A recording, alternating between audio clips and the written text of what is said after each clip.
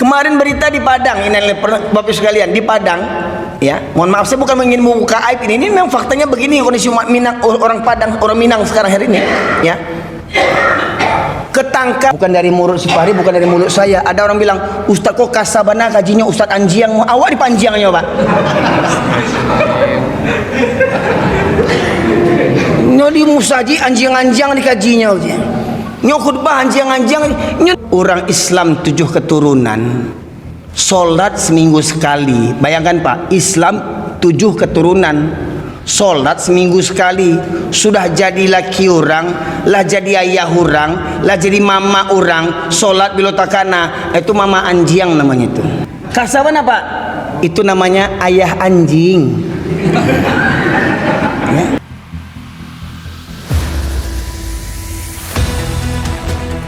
Amma ba'du, Bapak Ibu sekalian, sidang jamaah rahimakumullah. Syukur alhamdulillah pada malam hari ini Allah masih menghimpunkan berbagai nikmatnya kepada kita sekalian, berupa nikmat iman dan Islam, nikmat kesehatan dan kesempatan, dan nikmat Allah hadirkan kita di rumahnya, di rumah Allah ini berdasarkan atas rahmatnya Allah subhanahu wa ta'ala. Karena ternyata Pak Ibu sekalian, tidak semua orang mendapatkan rahmat, dan hanya orang-orang yang beriman sajalah yang senantiasa memakmurkan masjid-masjid Allah. Dan semoga rahmat Allah ini senantiasa menyertai kita sampai akhir hayat kita. Salawat dan salam kita aturkan kepada junjungan kita Nabi besar Muhammad sallallahu alaihi wasallam, yang dengan diutusnya beliau menjadi rahmat bagi seluruh sekalian alam. Bapak sekalian rahmati Allah, dalam banyak komentar di YouTube, di Facebook, di TikTok, berbagai macam ragam komentar pro dan kontra, itu hal yang wajar ya. Jangankan saya, Nabi Muhammad saja masih banyak kontra dan pronya di kalangan umatnya Bapak Ibu sekalian. Begitu mulianya Nabi Muhammad SAW mendapatkan gelar Al-Amin, disanjung-sanjung di kampung halamannya ketika mendakwakan Islam, menegur kesilapan nenek moyangnya, leluhurnya, malah timbullah kebencian nenek moyangnya yang fanatik terhadap tradisi nenek moyang. Bapak sekalian mata Allah, di kesempatan kali ini sebenarnya safari dakwah saya ingin mengangkat tema mengaku muslim tapi kok banyak Tuhannya. Muslim tapi banyak Tuhan. Yang kita tahu kalau sudah muslim itu Tuhannya cuma satu, Allah, la ilaha illallah, ya. Tetapi kenyataannya ternyata Bapak sekalian banyak muslim bertuhankan kepada yang lain selain daripada Allah. Nah Bapak sekalian Allah, saya awali mukadimah kajian ini dengan menyampaikan firman Allah, surat An-Nahl, surat yang ke-16 ayat ke-36, di mana Allah berfirman, A'udzubillahi minasyaitonirrajim, walaqad ba'atsna fi kulli ummatin rasulan an i'budullaha wajtanibut taghut. Dan telah kami mengutus untuk setiap umat para nabi agar menyerukan sembahlah Allah saja dan jauhilah taghut. Jadi semua dakwah para nabi Bapak Ibu sekalian, sejak Nabi Adam sampai Nabi Muhammad SAW, beribu nabi yang wajib kita ketahui adalah 25. Namun pada hakikatnya jumlah nabi itu banyak Bapak Ibu sekalian, nabi dan rasul itu. Tapi yang wajib kita ketahui hanya 25 yang wajib kita ketahui, ya. Allah menegaskan setiap nabi itu diperintahkan oleh Allah untuk menyerukan kepada umatnya agar menyembah Allah saja dan menjauhi taghut. Jadi Pak Ibu sekalian, ada dua pilihan dalam hidup ini, mau menyembah Allah atau menyembah taghut. Mananya apa? Taghut ini adalah tandingan dari Allah subhanahu wa ta'ala. Kira-kira Pak Ibu sekalian, kira-kira secara umum, kalau Bapak Ibu mendengar kalimat tadi sebagai tandingan di dunia ini, selain Allah, siapa yang banyak dipertuhankan manusia? Ibu sekalian, kira-kira yang Bapak Ibu tahu, Selain Allah, siapa yang dipertuhankan manusia? Hah? Yang paling utama sekali, setan. Ya, iblis laknatullah alaih. Jadi togut itu Bapak sekalian gembongnya iblis. Contoh, kalau memang orang Islam bertuhankan kepada Allah, maka atas perintah Allah jawabannya tak ada yang lain kecuali sami'na wa ata'na, kami dengar ya Allah dan kami patuhi, kami taati. Maka kalau orang dia mengaku beragama Islam, ketika Allah perintahkan dia sholat, dia tidak akan menawar-nawar perintah sholat. Dari peristiwa Isra Mi'raj, sering sejak kecil kita mendengar Nabi Muhammad SAW Isra Mi'raj, awalnya menerima perintah sholat itu, ya berapa rakaat, berapa waktu? 50 waktu, bukan 50 rakaat, 50 waktu, hingga akhirnya dikurangi menjadi 5 waktu, subuh, zuhur, asar, maghrib, isya. Dan jangan ini ditawar lagi, ya. Kalau memang orang Islam bertuhankan hanya kepada Allah, ya, yang sumpahnya raditu billahi rabba wa bil islami dina wa bi muhammadin nabiyya wa rasulah, aku redha Allah sebagai Tuhanku, Islam sebagai agamaku, Muhammad sebagai nabi dan rasul. Dan konsekuensi orang yang mengaku beragama Islam tidak akan pernah meninggalkan sholat sekalipun selagi dia dalam keadaan sadar. Ya, kadang ya mungkin di antara kita yang tidak sadar, apakah terlupa, ya. Tapi sekali rahmati oleh Allah. Jadi antara dua pilihan, menyembah Allah atau menyembah setan, menyembah Allah atau menyembah togut.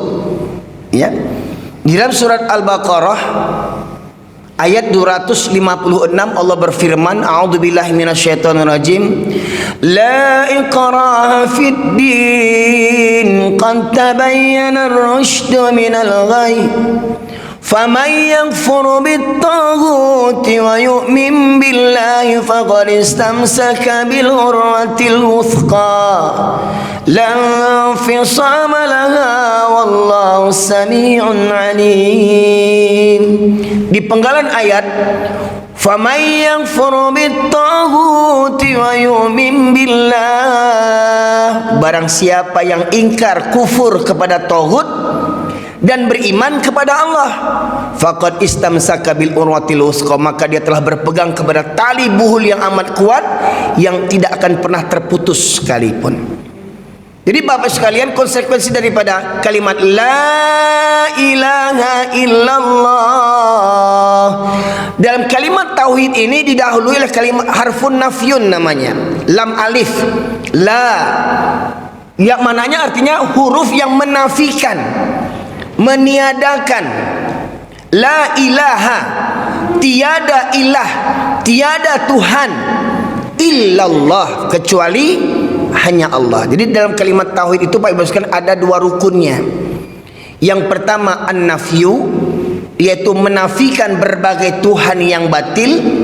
Yang kedua al-itsbat, menetapkan hanya Allah sajalah Tuhan yang satu-satunya berhak untuk disembah. Maka dalam kalimat dalam surat Al-Baqarah 256 bunyinya famay yakfur bitaghut, maknanya syaratnya kalau kita ingin beriman harus kafir dulu kepada taghut, kafir kepada setan, wa yu'min billah, baru beriman kepada Allah. Ya Pak Ibu sekalian, Allah dalam ayat berikutnya, Allah waliyul ladzina amanu yukhrijuhum minaz zulumati ilan nur walladzina kafaru awliya'uhumut taghut yukhrijunahum minan nuri ilaz zulumat. Orang beriman itu walinya, pelindungnya, pemimpinnya adalah Allah yang mengeluarkan mereka dari kegelapan kepada cahaya. Adapun orang-orang kafir, walinya, pemimpinnya adalah setan yang mengeluarkan mereka dari cahaya kepada kegelapan. Nah Bapak sekalian rahmati Allah, kadang mohon maaf ini kajian togut ini kadang ada beberapa kelompok yang anti dengan kajian togut. Kenapa demikian? Nah, ya, ada sekelompok kaum muslimin ya anti dengan kajian tauhid. Aneh, sementara ayat banyak menyebutkan itu, Bapak Ibu sekalian. Secara bahasa, togut itu berasal dari kata togo. Togo itu artinya ingkar, artinya melampaui batas. Ya, maka nanti beberapa waktu nanti ke depan akan kita bacakan beberapa ayat yang menyebut kata togo atau togut. Silahkan Ananda buka surat An-Nazi'at. Bapak sekalian, kenapa saya minta ada penterjemah? Karena banyak timbul fitnah ketika para pemirsa mendengar ceramah saya. Ada yang mengatakan, kenapa ceramah Ustadz ini kasar? Kenapa ceramah Ustadz ini keras? Tidak ada kata orang Minang, tidak ada kata mendaki, tidak ada kata menurun, data aja kaji idenya sadanya. Ya, maka mohon maaf Bapak Ibu sekalian, sebelum kita masuk kepada ayat itu, sekarang saya sampaikan dulu kenapa orang menilai kaji saya keras. Dan saya katakan memang sengaja saya supaya kaji saya keras. Ya, kita buka surat ke-57 dulu. Enggak apa-apa. Biar terbiasa kita buka lembaran Quran. Kadang mohon maaf Bapak Ibu sekalian, kita kebanyakan megang handphone. Halaman Quran enggak terbuka sama kita. Ya. Emang handphone tuh enak, ada semuanya. Mau ke WC bisa juga buka. Tapi mohon maaf Pak, saya mengajar anak kita ini supaya terbiasa mencari halaman Quran. Ya Pak ya, banyak itu yang terlalai sama kita. Menunjukkan apa? Menunjukkan kita berarti jarang buka Quran untuk mencari ayat itu. Saya katakan ini kan nomor surat kan? Iya. Ketemu kan? Ayat 16. Oke, cukup. Ketemu ya? Iya. Oke, terima kasih ya Bang. Oke. Nah, saya sengaja untuk melatih itu Pak Ibu sekalian. Ya. Karena memang Pak Ibu sekalian, mohon maaf, memang banyak yang nggak bisa mencari Quran. Sudah disebutkan nomornya kan, surat ke-57 ya, nama saja. Setiap di atas lembar Quran ini kan ada nama suratnya, nomor suratnya itu.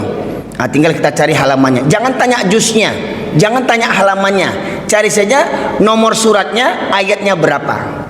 Ya, mohon maaf, kali ini saya minta hanya terjemahnya saja dibaca. Ya, terjemahnya saja dibaca untuk tidak mengurangi keagungan Al-Quran, untuk mempersingkat waktu. Nanti Bapak Ibu sekalian boleh lihat di rumah masing-masing Qurannya. Saya yakin kita semua sudah pandai baca Quran, sering baca Quran, tapi jangan lupa Bapak Ibu sekalian, Al-Quran ini berbahasa Arab. Al-Quran Allah turunkan untuk petunjuk, bukan untuk MTQ, bukan sekedar untuk dihafal Bapak Ibu sekalian. Kini sekarang banyak rumah tahfiz, lomba MTQ. Pertanyaannya, ngerti nak yang dibaca itu? Betul nak Al-Quran jadi pedoman? Ya, makanya saya minta khusus dibacakan terjemahannya saja. Silakan dibaca Nanda. Tenang dulu ya. Udah minum? Deg-degan dia. Ya, mudah-mudahan jadi viral sudah ini nanti. Auzubillahiminasyaitonirrajim. Bismillahirrahmanirrahim. Ayat ke-16. Belum tibakah waktunya bagi orang-orang yang beriman untuk secara khusyuk mengingat Allah dan mematuhi kebenaran yang telah diwahyukan. Dan janganlah mereka seperti orang-orang yang telah menerima kitab sebelum itu. Kemudian mereka melalui masa yang panjang sehingga hati mereka menjadi keras, dan banyak di antara mereka menjadi orang-orang fasik. Sudah kita dengarkan Pak Ibu sekalian. Dari pendengaran itu bisa tidak kita cerna sedikit? Bisa tidak kita mengambil kesimpulan dari yang kita dengar tadi? Kadang kita ini perlu dijelaskan juga Pak Ibu sekalian.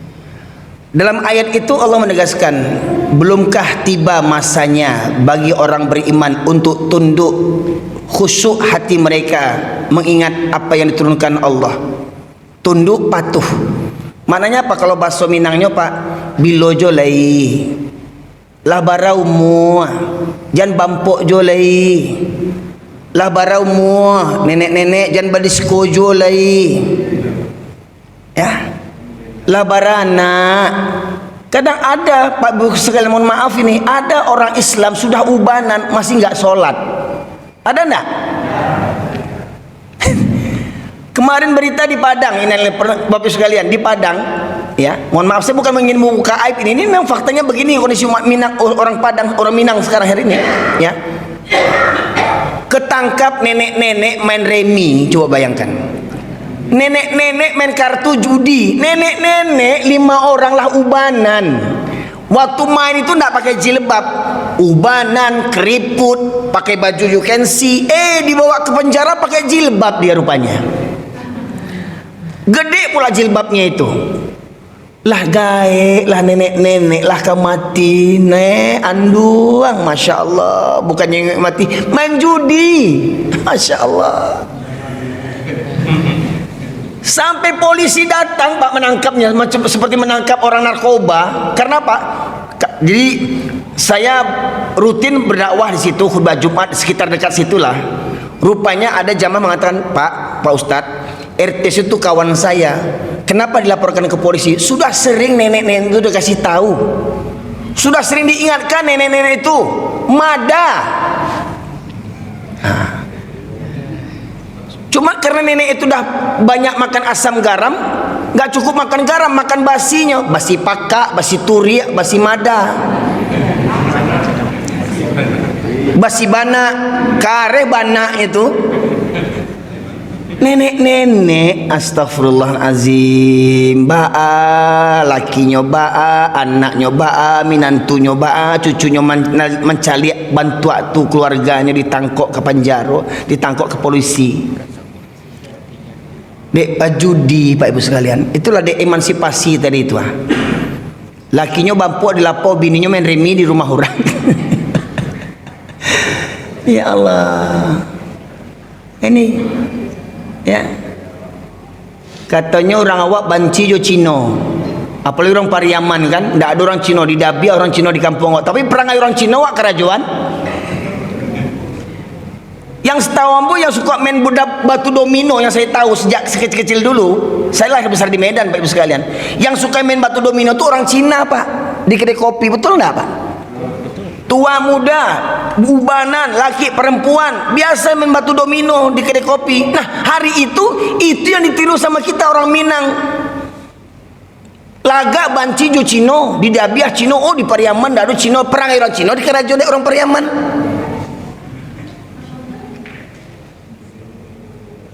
Mohon maaf, ada orang Pariaman sih kok Pak. Jangan berang lopak gambo Pak. Nah, memang bantu itu faktanya, nak percaya carilah kampung Pak. Ya Pak Ibu. Jadi ayat ini menunjukkan, mengingatkan, hai orang-orang yang beriman, kapan lagi masanya kalian tunduk, patuh, taat, takut kepada Allah, tunduk kepada apa yang diturunkan Allah. Jangan kalian seperti ahli kitab. Siapa ahli kitab itu? Golongan Yahudi dan Nasrani. Mereka mendapatkan kitab Taurat, Zabur, Injil. Tetapi mereka ini, apa kata Allah? Lalu berlalulah masa yang panjang, lamo ndak mengaji, lamo ndak buka Quran. Awak orang beriman, waktu ketek-ketek mengaji di surau. Orang Melayu mungkin juga begitu, kecil-kecil mengaji di surau, belajar silat, tidur di masjid. Waktu kete, dek perasaan hidup merantau ke Pekanbaru, merantau ke Jakarta, merantau ke Malaysia. Karajo pagi, karajo malam, karajo di lintang pukang, banting tulang peras keringat. Demi apa? Demi bisa pulang ke kampung naik oto. Bawa oto, oh si Erwin lah kayu ini otonya, ambo. Walaupun kredit. Ya. Ya. Jadi bangga orang gaya awak parkir oto mewah di muka rumahnya. Oto Pajero anak ambo nomor 3 tuh. Oto Fortuner anak ambo nomor rampe. Oto yang Alphard itu anak ambo yang di Malaysia. Yang bersepeda tuh anak Durako tuh cek. Tidak diakuinya anaknya. Yang bersepeda tuh tidak diakui anaknya Pak Ibu sekalian. Tidak pernah ngirim pitih. Tidak tahunya anaknya di Jakarta di bawah emperan, di bawah jembatan laloknya. Jadi Jakarta tuh Pak Ibu sekalian, malu orang tuh pulang kampung. Dia tidak ada pencarian di bawah jembatan tidurnya tuh. Suruh ngirim duit, ngirim pitih. Pak Ibu sekalian. Ya kan? Tahunya kerajaan tanah abangnya, mangan kerajaan tanah abang tukang parkir. Ya. Nah, Pak Ibu sekalian. Jadi kalau sudah lama kita tidak mendengar kaji, lama kita tidak membaca Quran, apa kata Allah? Lalu hatimu akan menjadi keras. Jadi kalau sudah lama Pak kita tidak baca Quran, hati kita akan menjadi keras Pak. Akhirnya apa? Di lidah kita nih kalau marah, caci maki yang keluar. Binatang di absen semua. Ya. Nama binatang di absen. Ya. Bahkan Pak, pernah saya pertama tinggal di kampung itu, saya duduk juga di kedai kopi. Kata orang harus bermasyarakat kedai kopi. Saya duduklah di kedai kopi. Ya. Cuman di kedai kopi itu saya lihat yang kelompok sini main catur, kelompok situ main batu domino. Yang saya tengok tuh udah beruban-uban Pak. Ketika mereka ribut, waang barua sama cek, di pabarua kawannya. Apa kata kon? Waang tuh kan barua, dah dua barua. Datang yang dijuk, barua anyang lah 3 barua. Aku pikir sudah kamu awak lipa barua sudah boleh gitu. Makanya buat nak tahan duduk di lapau tu Pak Ibu sekalian. Bukan nak nama duduk di lapau, nak tahan nama duduk di lapau. Beko ambo jadi ustaz barua kecil orang buko. Orang pasar bawah. Ndak pasar bawah, ndak pasar atas sama siapa. Nauzubillah min dzalik Bapak Ibu sekalian. Lah gaik-gaik munculnya caci maki yang keluar bukan zikir. Ya. Lah bau ban caci maki keluar tuh. Di pabaruaknya kawannya, bayangkan Pak Ibu sekalian. Ya. Nah, jadi dalam ayat ini Allah ingatkan, hai orang-orang yang beriman. Allah ingatkan bukan orang yang kafir Pak, orang beriman. Siapa mereka? Kita ini, saya dan kita semua. Kapan kita ini tunduk patuh betul-betulnya kepada Allah Subhanahu wa taala? Jangan hanya kedok saja, mohon maaf Pak, mohon maaf Pak. Orang yang rajin sholat pun apa kata Allah? Fawailul lil musallin. Celakalah neraka wil untuk orang yang sholat. Bayangkan, sudah sholat pun kita neraka wil kata Allah. Tapi orang sholat yang bagaimana? Jangan senang dulu yang nggak sholat. Alhamdulillah, ambo nggak sholat salame, ambo pecumojo Pak sholat. Neraka jo untuk apa? Ya, yang ke neraka ini yang sholatnya karena apa? Alladzina hum an salatihim sahun, yang mereka lalai dari sholatnya. Alladzina hum yuraun, yang sholat karena ria, supaya tetangga ngelihat. Kalau nggak ke masjid nanti apa kata tetangga yang dipikirin. Segan awak sama tetangga, segan sama Pak RT, segan sama Pak Imam. Jangan karena manusia, segan sama mertua, segan sama menantu. Masya Allah, rajin sholat makin ke neraka dia. Jadi mari kita semua yang hadir Pak luruskan niat. Jangan karena tetangga kita sholat, jangan karena atasan kita sholat, jangan karena menantu kita sholat. Luruskan niat hanya karena apa? Yang sholat saja celaka kata Allah, apalagi yang tidak sholat celaka 12. Celaka. Bapak sekalian. Ya. Nah, Bapak sekalian, kapan agar kita ini tunduk patuh kepada orang yang beriman? Ya. Tunduklah kepada Allah. Ya. Sebab kalau sudah lama kita tidak merenungkan Al-Quran, mentadaburkan Al-Quran, maka hati kita akan menjadi keras. Sampai seperti apa kerasnya Pak? Buka coba surat kedua, cari ayat 74. Jangan selembar-selembar, langsung gini aja. Tuh. Soal selembar nggak selesai, masih subuh besok. Surat keempat. Nih, surat kedua ayat 74. 74 ya. Tuh terjemahannya. Ada mix satu lagi Pak? Ada mix satu lagi enggak kira-kira? Dan ada yang meluncur jatuh karena takut kepada Allah. Ternyata Pak, persangkaan kita batu itu benda mati kan? Dalam pelajaran kita kan batu kan benda mati tuh. Tapi ternyata batu ini kata Allah ada yang meluncur jatuh karena takut kepada Allah Pak. Ternyata batu saja takut kepada Allah. Jadi boleh jadi batu yang jatuh dari gunung, batu yang jatuh karena longsor itu karena apa? Karena takut kepada Allah Pak. Ya, sampai berderai batu itu jatuh karena takut kepada Allah. Tapi ada manusia yang nggak takut kepada Allah. Ya, apa kata Allah itu? Kemudian setelah itu hatimu lebih keras daripada batu, lebih keras daripada batu.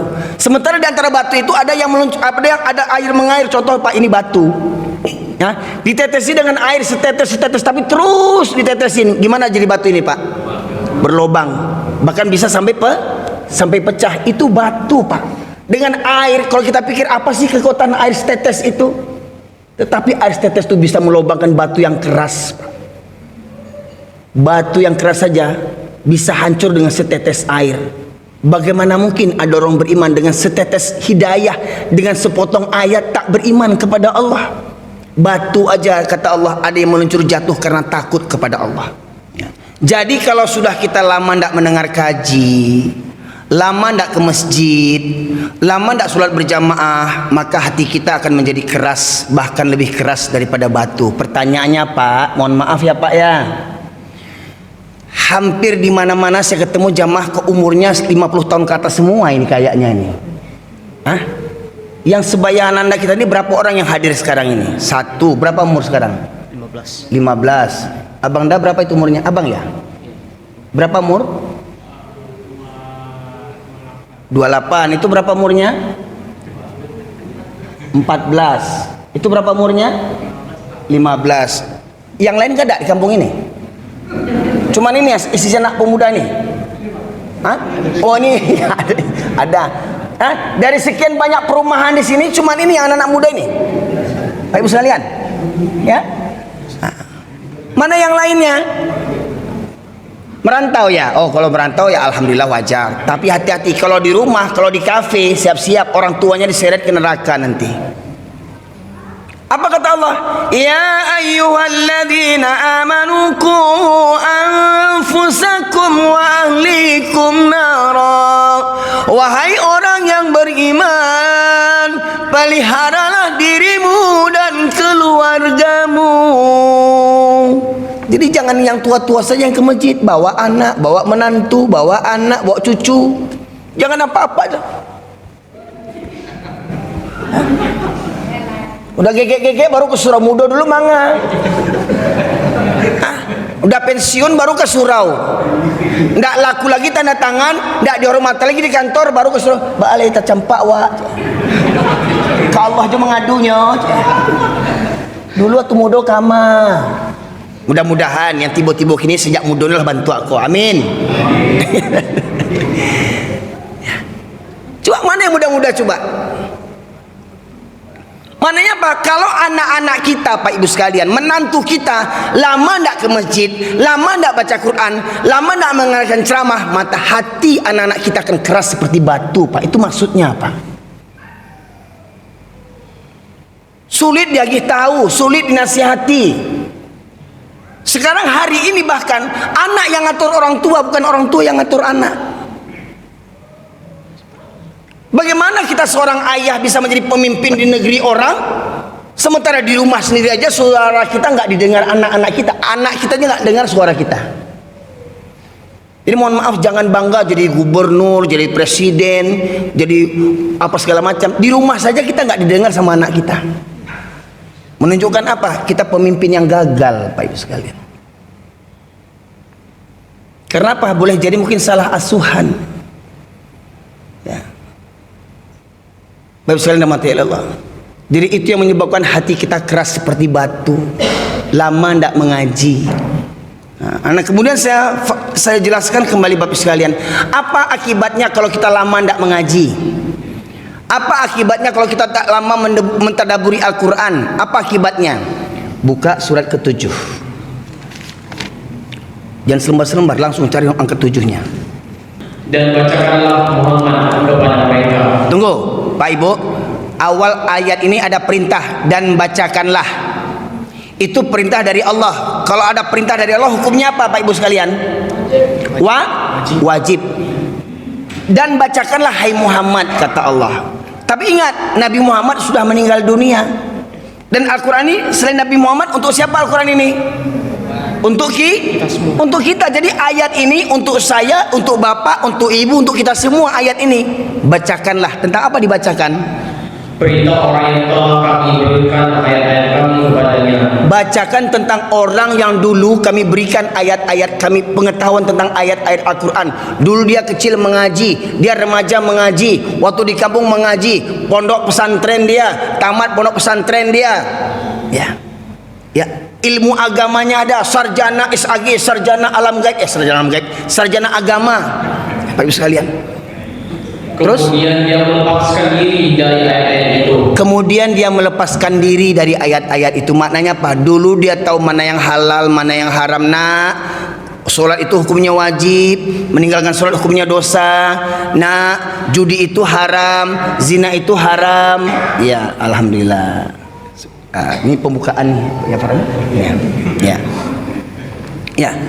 Jadi ceritakan kata Allah, bacakanlah, ceritakan tentang orang yang dulu belajar agama, orang dulu yang dulu belajar Al-Quran, tetapi dia melepaskan diri dari ilmu agama yang telah didapatkannya. Mana Pak? Dia campakkan ilmu agamanya Pak.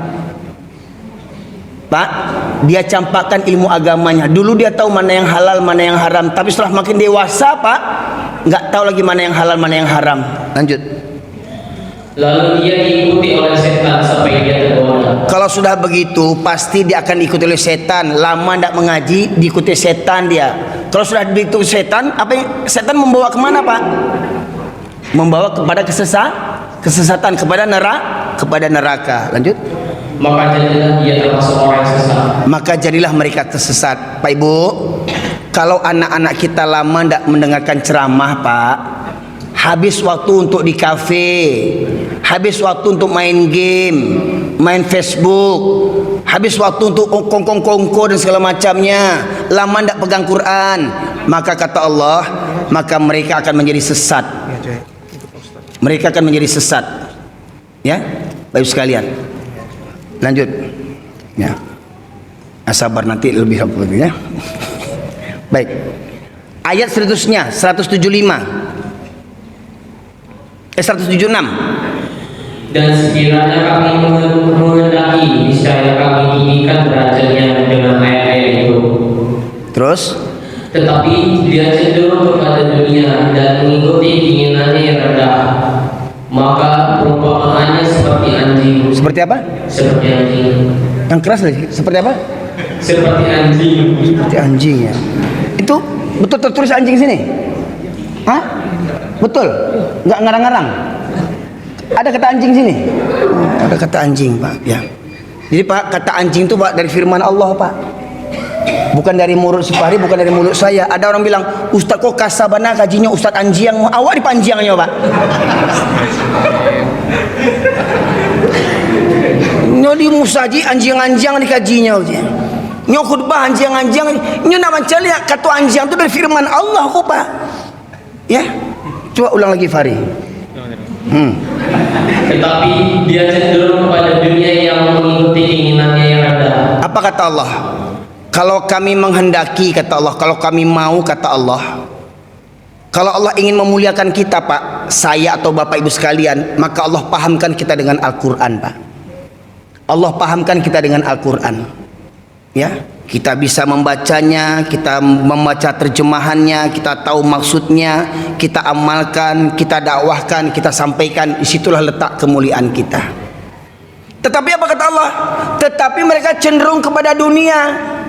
Dulu dia belajar Quran, sekarang semakin dia dewasa, cari pekerjaan, sibuk dengan pekerjaan, tidak ada waktu untuk mengaji. Pagi berangkat, contoh macam orang di Jakarta Pak Ibu sekalian, subuh belum subuh sudah berangkat ke kantor, ke sekolah, pulangnya sampai maghrib isya. Begitu sampai cari pitih, cari duit Pak Ibu sekalian. Akhirnya apa? Tidak ada waktu untuk dengar pengajian, tidak ada waktu ke majelis ilmu. Ya. Mohon maaf Bu, di komplek ini ada pengajian ibu-ibu. Umur berapa yang datang? Coba saya survei membuktikan umur berapa yang banyak datang. Ada nak ibu-ibu yang umurnya 25 tahun punya anak satu? Ada? Berapa banyak? Alhamdulillah. Yang ibu muda ya? Alhamdulillah. Itu kalau bisa begitu, kayak begitu masjid Bu sekalian. Ya. Oke, jadi kata Allah, kalau mereka habis waktu untuk dunia, yang pemuda sekarang apa kerjanya? Nongkrong di kafe, main futsal, main game dan segala macamnya, hingga tidak ada waktu untuk ke masjid, tidak ada waktu dengar pengajian. Maka kata Allah, dan mereka mengikuti hawa nafsunya yang rendah, maka perumpamannya seperti anjing, kata Allah. Di maknanya apa? Kalau ada orang Islam 7 keturunan, Sholat seminggu sekali. Bayangkan Pak, Islam 7 keturunan. Sholat seminggu sekali. Sudah jadi laki orang, lah jadi ayah orang, lah jadi mama orang. Sholat bila takana, itu mama anjiang namanya itu.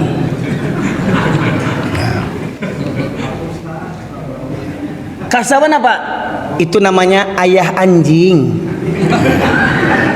Ya. Ada suami sholat seminggu sekali, suami anjing. Ya. Ada menantu sholat seminggu sekali, menantu anjing. Ya. Sholat kok seminggu sekali, Islam 7 keturunan. Bagaimana mungkin Islam 7 keturunan sholat seminggu sekali? Kok ditanya, Pak, ada sholat Pak? Alhamdulillah Ustaz, saya ada sholat, cuman ya Ustaz, subuh aja yang belumnya. Subuh yang belum katanya. Ibu sekalian, nah, mohon maaf Pak Ibu sekalian, mohon maaf. Di mana-mana saya tanya ini, sepakat enggak Bapak Ibu sholat hukumnya wajib? Sepakat enggak? Kalau ada orang sakit enggak sholat boleh enggak? Wajib sholat kalau sakit. Enggak bisa berwudu gimana mau sholat? Tayamum Pak, tayamum. Udah tayamum enggak bisa berdiri gimana mau sholat? Sholat baring Pak. Duduk dulu, jangan langsung baring. Oh. Ya, enggak sanggup berdiri duduk, enggak sanggup duduk berbaring enggak bisa angkat tangan dengan isyarat kedipan mata, tetap wajib sholat walau terbujur di rumah, di tempat tidur berminggu-minggu. Wajib sholat? Yakin? Kira-kira kalau bapak ibu dibayar 50 juta untuk ninggalin sholat, mau enggak? Enggak. Swear.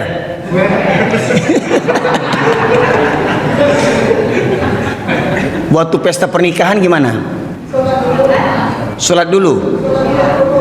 Sholat zuhur dulu baru begincu, baru bermake up. Asarnya? Hah? Asarnya wuduk lagi? Hah? Wuduk lagi? Pertanyaannya, kalau ibu tadi bilang sebelum make up sholat dulu, ya, waktunya zuhur. Itu kalau memang setelah zuhur ya. Kemudian menjelang asar gimana? Ulang lagi, wuduk lagi. Pertanyaan, wuduknya gimana?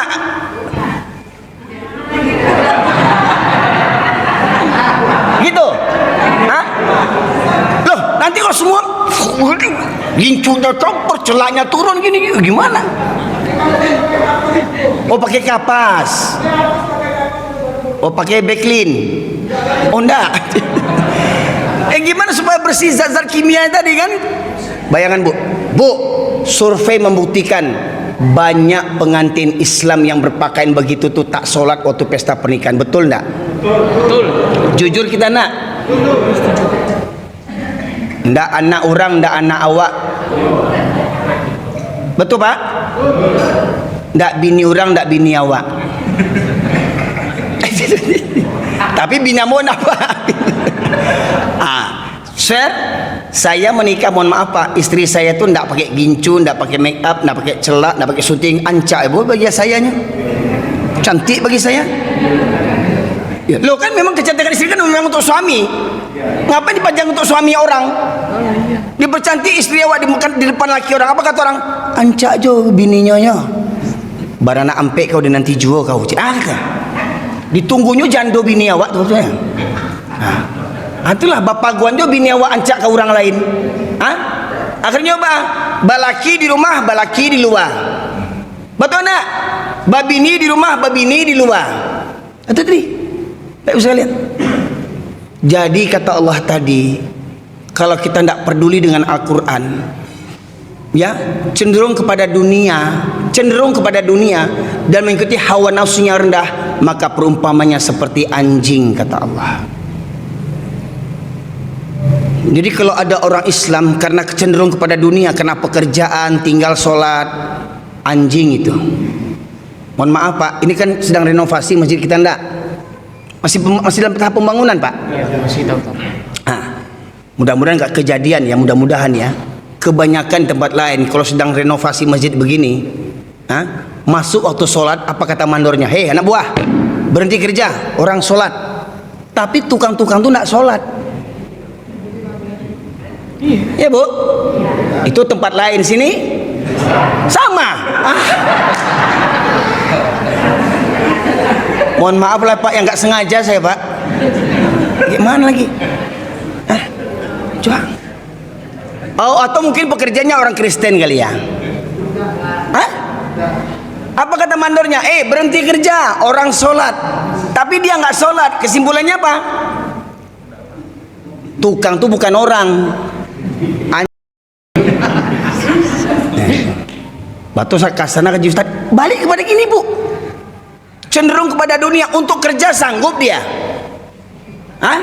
Manjat sana, manjat sini, angkat sana, angkat sini, kotor sana, kotor sini, sanggup dia. Sholat tak sanggup.